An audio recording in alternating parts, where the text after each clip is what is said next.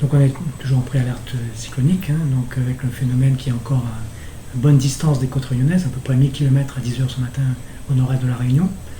Système qui va poursuivre son rapprochement au cours des prochains jours. Donc, la menace n'est pas imminente. Aujourd'hui, le temps reste tout à fait clément, même assez beau, ensoleillé. Demain, pareil, pas de dégradation particulière du temps, juste un léger renforcement du vent, mais rien de significatif. La dégradation du temps interviendra mercredi.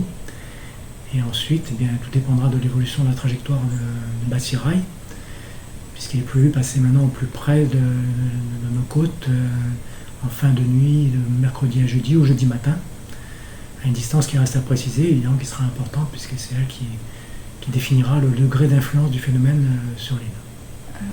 Si la trajectoire prévue actuelle se vérifie, donc un scénario plutôt favorable, l'influence resterait dans des limites raisonnables, c'est-à-dire qu'on aurait des vents qui pourraient dépasser légèrement les 100 km/h sur le littoral et 120-130 dans les hauts.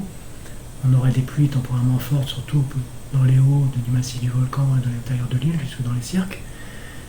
Des pluies plus discontinues sur le littoral, donc ça resterait une influence raisonnable, on va dire. Mais ça tient pas à grand-chose, il suffit d'un écart de trajectoire, ne serait-ce que d'une centaine de kilomètres, pour qu'on ait une influence plus importante.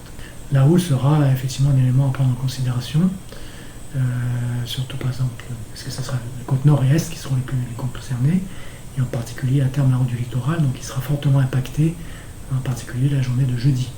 Donc là, on aura des vagues qui dépasseront en moyenne, qui pourront dépasser les 5 mètres. Donc les vagues les plus hautes, 10 mètres, autant dire que les voies côté mer ne seront pas praticables.